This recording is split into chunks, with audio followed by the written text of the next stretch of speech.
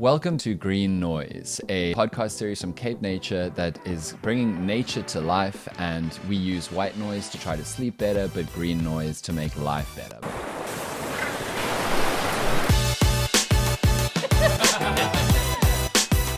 You're as high as Victoria Falls. Don't take that out of context about the penguins in ICU. We basically give penguins medical aid. Welcome to another episode of Green Noise, which is a CapeNature podcast series bringing nature's stories to life. And Green Noise is about making bold statements, about being all the way up, turned all the way up on nature and sustainability and biodiversity and humans living properly with the planet and everything else on Earth that makes Earth and the planet so rich and wonderful for all of us. I'm really excited for today's episode. Not to say I wasn't excited, I'm not excited for the other ones, but today's episode is about the movies and it's about filming. And I was born and raised in Cape Town, understanding that Cape Town is one of the most fantastic, massive movie sets in the world, and massive movies, big budget films and the rest come to Cape Town to make the magic. They often are shooting pretending that they're somewhere else in the world, but it's happening in Cape Town, where in particular in and around the Cape there's a fantastic film industry and a fantastic film service industry, which means servicing massive productions that are coming in from overseas. And a fundamental part of that story, of that industry, is the gorgeous natural environment that we have here in the Cape, which makes it such a wonderful literal backdrop and natural set for these big film productions. And so today we're going to talk about what the film industry brings to this part of the world, what this world, the part of the world in the Cape, gives to the film industry, and how we might better change the relationship between a film industry which has forever and a day been incredibly wasteful and often quite damaging to the sets that it leaves behind once it wraps, and the natural environment here in the Cape. And for that, I'm thrilled to welcome two wonderful people. Firstly, Jackie Tranmere, who works at a company called Permits, which does a bunch of different things, including managing bookings and shoots on CapeNature reserves for the film industry. Thank you so much for joining us. Thanks, Dan. And then Zizipho Zikali, who is from Green Set, which is an organization trying to make the film industry greener and just better.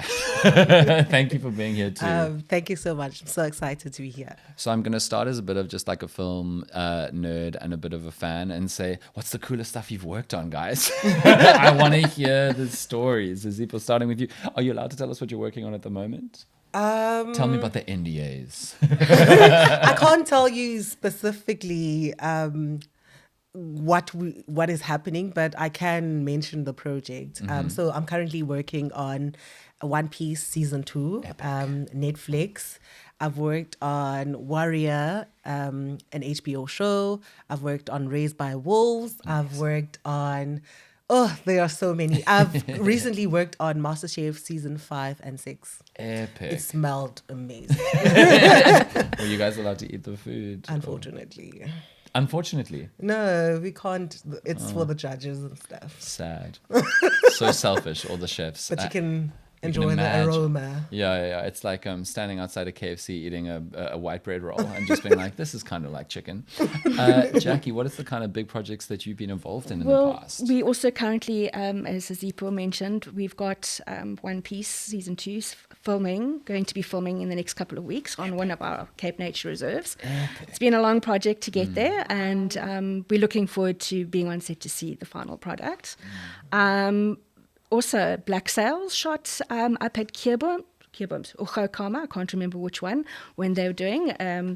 We had The Crown shoot a couple of episodes on Khokama, up on Garden Route, Raised by Wolves, and then sci-fi series, I can't remember which international channel it was on, called Origins, set in space, which my cup of tea was very happy. Which CapeNature reserve looks like space? They shot at Coin Point, which is up the side, I think. Okay. Can't remember. They used the old lighthouse at the site as part of an old Irish village. Fascinating. As well as Hansakorp, which Okay. is in Hottentot Holland Nature Reserve for So the cool. Scottish Highlands. So we really do have the world in our area. Yeah. And then we've also just finished filming for BBC Planet Earth season 3 up at Robberg Nature Reserve, where they managed to get footage of a very interesting interaction between sharks and seals, which apparently has never been shot before. So I'm looking forward to that episode getting some accolades. Yeah. Oh, that's so exciting. I almost want to ask who the most famous people you've met. Can I? Am I allowed to? I no. I don't think. Okay, let's get on to what this episode is actually about. I'll stop being a fanboy. Okay, so both of you work in kind of this interesting angle of trying to reform an industry that is objectively very successful in the way that it has been doing things for nearly 100, well, actually over 100 years now. But often in the film industry, the focus is how good can we make this movie? There are no other external factors that matter. I mean, I'm sure that we are all aware of how toxic film sets can be and how awful it can be for crew, but ultimately it doesn't matter because, or it should matter, but it doesn't matter because it's how good is the film that we can make. And similarly, I think about how there are many points of a set or a shoot which can cause a lot of waste. Or can consume a lot of power, or can be quite invasive and damaging when you're thinking about a reserve like a CapeNature reserve. Do they like you guys? Do they think, oh, here we go, here are the people trying to make us be better for the planet? Okay. Well, initially we weren't liked, because, as you just previously said, the film industry has existed for years, and you get people who are saying, I've been doing this for 30 years, and this is how it works, you know. But over time, we have had people who are adapting to the new way of doing things, and it's gotten better. I have a few friends now. So what are the most wasteful parts of a film set, a normal classic film set? So the most wasteful part of like a film set, besides like the food and the catering and whatever, it's the actual construction of sets. Okay. We found that makes up most of our waste streams, because we mainly used a lot of timber, a lot of polyurethane, polystyrene, so there's a lot of like by waste, like sawdust, you know, like, so it comes in like skips and like big sugar bags. Wow. And that recycling those waste streams has been an absolute game changer for us when it comes to like diverting our waste from landfill. That's super interesting. So firstly, before times, all of this waste was going straight into a hole in the ground and just left after every single film set. There was no repurposing, no reuse. Unfortunately, and we found that you'd be so surprised how much of that waste is like, people are like, thank you so much, we really need this. Sure. And it was all just been chucked on a skip because no one wants to deal with it, because I mean, donations can be time consuming and you need to vet the organizations and all that, and no one wanted to deal with that, and it was all just sent away. So yeah, we're seeing a difference. We really are. So when it comes to film sets, you're talking about like timber and polyurethane amongst other materials. What kind of organizations are thrilled when, say, a One Piece style show, I'm not saying One Piece is terrible for the environment, a One Piece style show wraps? What kind of organizations are going, oh, can't you give us whatever's left? So we work a lot with an organization called The Ark, and they mainly are a home for recovering people who are dealing with like drug abuse and all that, and they give them skills for them to be reintroduced into society, and they have this program where they are teaching them like carpentry skills and all that. So from that waste, we're able to like make cupboards, make, you know, like whatever project that they're doing, and it's a skill as well that is acquired by those guys, and they are able to practice that in the real world and make money, which has been our biggest thing. I mean, we take our fabric offcuts to St. Anne's Homes. They also love it because they do pillows, they do bags with them. So yeah, a lot of the organizations vary, and we try and target less commercialized organizations who really need the resources. Yeah. Epic. Okay. And in terms of power, because I know keeping lights on and cameras on, even today we're praying that Eskom is nice to us. Like film sets are extremely energy consuming. Are you guys trying to make them all go solar, or at the very least less petrol and diesel and coal? Yes. So a lot of studios like your Netflix and your HBO have sustainability policies. Oh, interesting. And if the scope 1 and scope 2 are like the highest contributors to our carbon footprint within the film industry. So scope 1 is fuel, and scope 2 is electricity. I see. And so they are trying by all means introducing new technologies even for us to lower those carbon footprints. So on One Piece, we're using a solar powered 150 kVA generator. Sure. Battery storage unit, and it powers the whole of base camp. So all those trailers, I think I counted about 26 trailers in a tent, and that is all off grid, and that is not powered by like diesel, so it's clean energy, and as much as we're not using it for set because it's not enough, but it's a step in the right direction, and we're seeing more interest in that within the film industry. Amazing. That is fascinating. It's such important work. And Jackie, how like with you having a very particular challenge of trying to I guess help film companies with projects design the way that they're going to shoot in CapeNature reserves and other places to ensure that they don't cause damage to the site itself. What goes into all of that? A lot of consultation with the reserve managers. Luckily, the CapeNature reserve managers are open to having a shoot on the locations, and they are willing to work with a film company to get the shot that the director has in mind.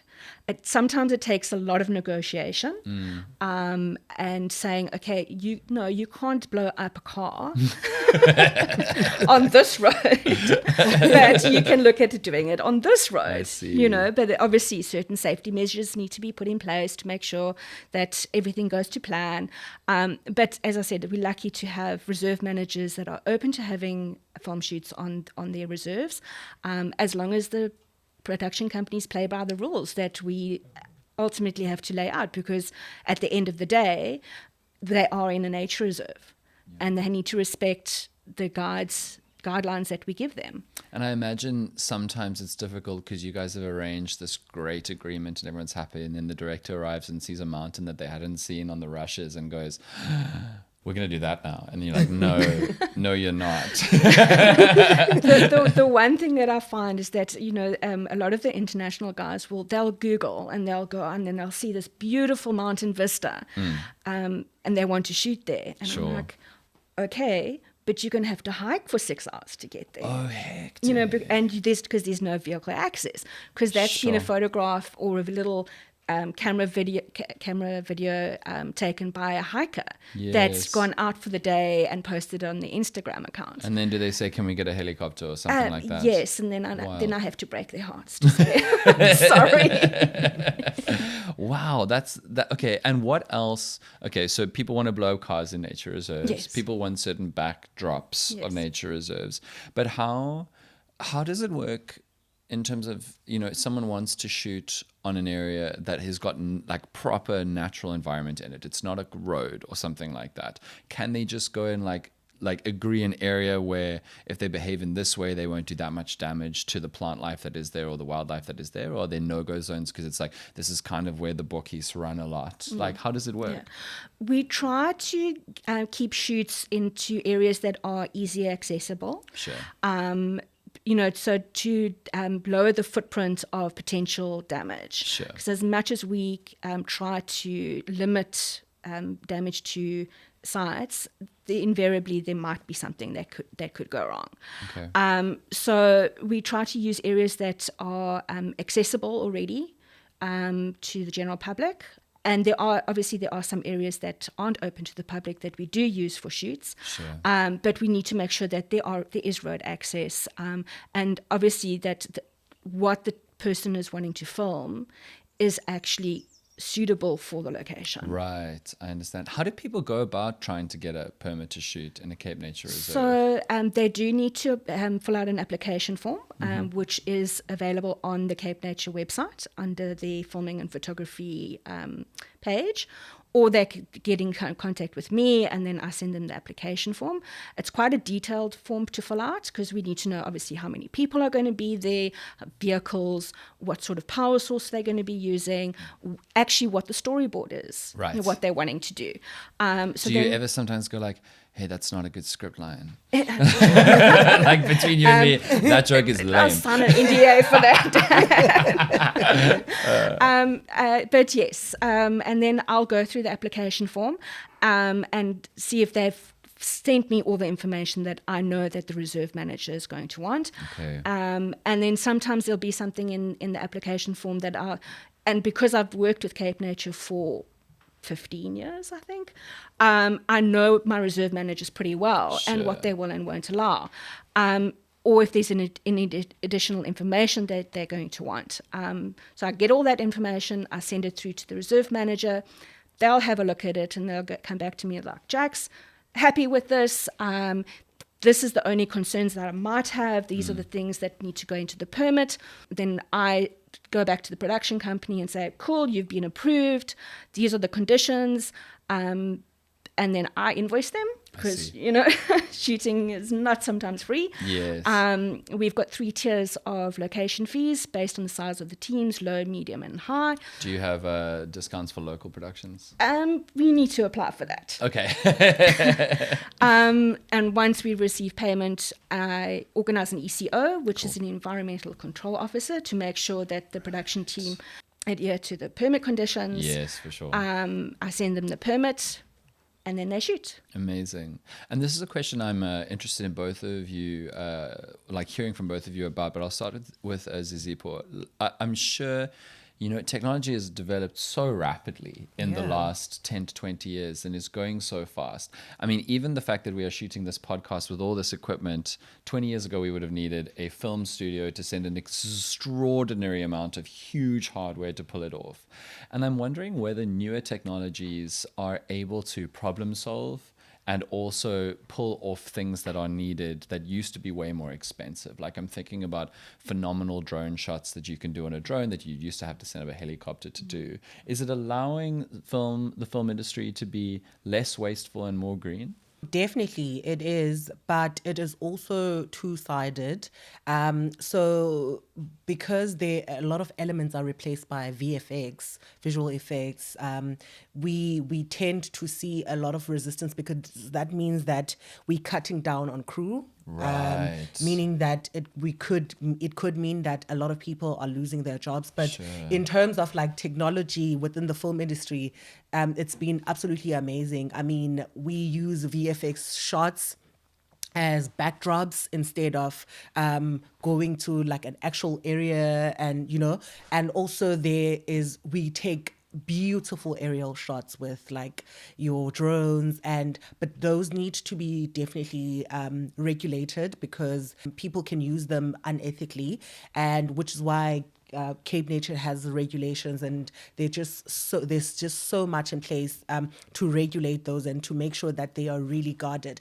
It's super important because like Uber Eats in some parts of the world is now trying to like deliver like a package to like your window of your apartment block and you're on the top floor. Exactly. It's crazy. It's insane. So it really has changed. I mean, we have the solar energy that is being put in. I mean, with one piece also being solar powered, that's also like the advances of technology. And for us, it's more positives really than negatives. And it can only go up from here. We can't resist the change. Yeah, and we have to kind of follow it. I wonder if in your work you are waiting for, like, are there areas of the world where film sets are greener than others because the practices, the innovations, the technologies, maybe even the budgets available allow them to be much less wasteful or much more energy efficient, and you're kind of waiting for that those technologies or innovations to get here? Like, are there other areas of the world where they can do phenomenal things with going green on sets? Definitely. So the Netflix team, I always find this funny, is based in Los Angeles. And what they had, so they gave us the policy, their sustainability policy, and they're like, implement this. And because they are in a different part of the world, they were like, well, we need your generators to use biodiesel. We need, because they think it's like a norm. Yes. And we need you to be tied to the grid. Oh my and word. because they don't know that our grid is powered by coal, so it's for us, if you're using electricity, you're not being really sustainable because it's coal powered. And so we really had to educate them in that. So to get to your point, it's really different. I mean, in Europe and in those other places, they have electric vehicles in abundance. Sure. So your normal buyer at a film set is driving an EV. And here, what Wild. we've managed to get, the best you can get is like a hybrid vehicle, because we have a few Toyota hybrid vehicles available. But that's just, it's different everywhere. And because South Africa is still developing and we're not yet there, there are technologies that we see from other countries, and we think, we would love to have that. Absolutely. Jackie, what are some of the biggest challenges that the film industry is facing when shooting on location on nature reserves at the moment? Particularly, like, all these new technologies, you could probably, if you had a awesome enough UAV or drone, you could get that shot that would otherwise have required a 6-hour hike. But to shoot on location must have really tricky parts to it, like on nature reserves. Yeah. I mean, because you're on a nature reserve, so there is no infrastructure apart from the reserve office. You may not even have signal on your phone. No, exactly. So when teams are shooting up in the mountains, you're not going to have cell reception unless you find that sweet spot between the entrance and your set. So you literally have to bring everything in, your power, your toilets, everything. Walkie-talkies with repeaters, because otherwise sometimes, if you're if you're in the mountains, you might, even the walkie-talkies might not work. Sure. What are some of the most popular locations in CapeNature reserves that people like to shoot film in? We've got 5 hours for that. So there's a site here in Kogelberg Nature Reserve off on the N2 side called Rockview Dam Road. We use that often for car commercials because it's a private road, so they don't have to get traffic officers to help with stop and goes. Interesting. Just around the corner here, we've also got Buffelstal, which we also use for car commercials. I keep mentioning Telkom Towers, which is in Lemmetberg on De Kloof Pass. We've shot many feature films and TV series because the mountains can work for Swiss Alps. Yes. To Mount Everest, they just need to CG in the snow in the mountains in the background, and you're right there. That's we've also amazing. done quite a bit of stuff up in the Cederberg at Stassel Caves, because it gives you the almost like the Grand Canyon style rocks, and Trakey's Kraal also up in the Cederberg gives you that kind of vibe. And then Beautiful, we've just did last year at Walker Bay, which is around the corner. We did a local series. I don't think that it's been finished editing and come out yet, where they used the beach. They're using the beaches for a wedding scene. so It's so much. there's so much. 4.5 more hours to go. How do and I guess this relates to what we were talking about with drones. How does CapeNature regulate drone usage and use drones in other ways? Because I know that drones are super useful for all kinds of things now. As a person, private guest to a reserve, you can't fly a drone.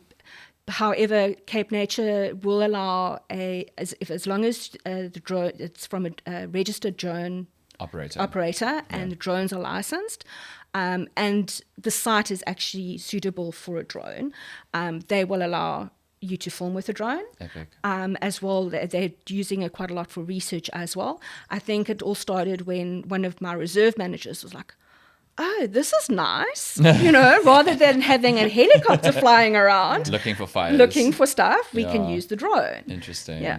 That's amazing. And I'm particularly thrilled to have the two of you because, like many industries, but I think more still than many industries, the film industry is dominated by men all around the world. And it is really, really wonderful to have the two of you sitting here as like seasoned, top-level experienced champions in your parts of the industry as women. I'm interested to hear your guys' perspective on how more diversity, and not even diversity, I don't like that word as much as I like just openness and inclusivity, and everybody can come and work and do their work, how that's changing the film industry and making it better. It's definitely it has changed a lot.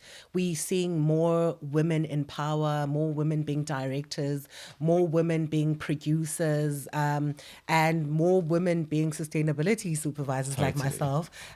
So it is moving towards towards being very inclusive.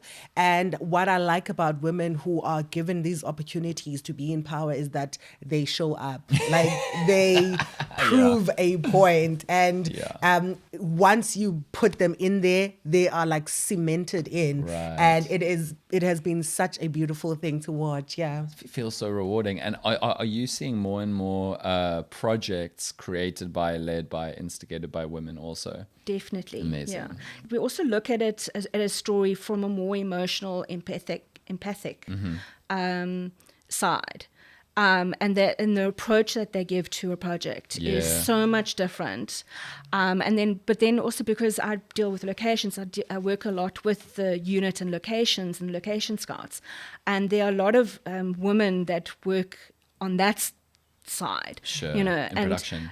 No, not really production. Sorry, pre-production. Yes. And some of when I see some of the ladies working in unit and location side on set, you think, oh no, you can't pick that up. That weighs 50 kilos. I see. And it's just like takes two guys to carry, and they're just like, no, come on, let's just because they get things done, and there's no time for ego. Yeah. It's all about inclusivity and helping each other out on set, which I find amazing. It's about like irrespective of your body or your mind, can you do the job really well? Yes. Exactly. Cool. Yeah. Do the job really, really well. Exactly. What do you dream would come and shoot here, Jackie? Just personally, if you want to be like, what do I want to see? Do I want to meet George Clooney in Rashapan or something like that? What would be your dream? Maybe either a show that you love or a book that you've read that you'd love to see a movie, or just an actor you want to meet. They have shot here before. Oh, yeah? They shot some season 3 when they had it's Doctor Who. I'm a love Doctor huge Who. Doctor Who fan. They shot with the 13th Doctor, female Doctor. They came out and shot some stuff here. Who was the actress? The name escapes me. I will remember it just now. Totally fine. And they did shoot some stuff in Cape Town. Epic. Unfortunately, nothing on CapeNature. Okay. But I want them to come back and shoot on CapeNature. Which doctor would you choose? David Tennant? No. You know me. David Tennant or Peter Capaldi, actually. Yeah, they were both They were great. my favorite. Matt Smith is number 3. Yeah, he's a cutie. And Zipo, what would you love to work on and see worked on here? I'm a science nerd Oh, type good. of, so I'd more like sci-fis, more Okay. sci-fis and like more out of the box, and like anime, because I'm a fan of like those, and just for those opportunities to also be given to like our local writers and like local directors, and because I feel like they have so much to offer, and we always have these international films coming in, which is amazing, but it would be great to see a sci-fi or like an anime from a mind of a South African. Totally. Yeah, like that view. I mean, we That got would be a so cool. tiny taste of that, but not for long because it was an American production of District 9. But immediately you're like, oh, look at all these things that we can figure out. Exactly. Yeah, I wonder because speaking to the both of you again, it reminds me that we've got more than enough talent and skills in this country. Maybe it's just funding that is the big problem that stops our directors from getting the opportunities that others overseas do, because then they choose to come here and work with people like you guys and make world-class productions. I don't know. We just need to get way more money into the South African film industry on South African projects, I guess. Definitely. Local budgets are horrendous. I They know. don't have the international budgets, and I really wish they did, Yeah. because then they can achieve so much more. No, you're absolutely Although right. what they do get on the budget is still very commendable. Commendable, sorry. Yeah. I mean, it's an extremely good deal for foreigners to come in and work in South Africa. And I think, isn't that part of the reason too? So like staggeringly beautiful climate and environment for shoots and sets, excellently skilled people to employ, but also just the exchange rate is a gorgeous thing. I mean, I think it's more that the rand, and also what I've noticed is that when they come into the country, a lot of them use our crew because our crew is as compatible. Like they can get the job done. They don't need to have anyone externally to shoot, to be sound, to be lighting, because we can do it here in South Africa. Yeah. Absolutely, and give them a great time in one of the tourist capitals of the world. Jackie and Zizipo, thank you so much for your time, and thank you to you for listening to and maybe watching this film industry and the environment special of Green Noise.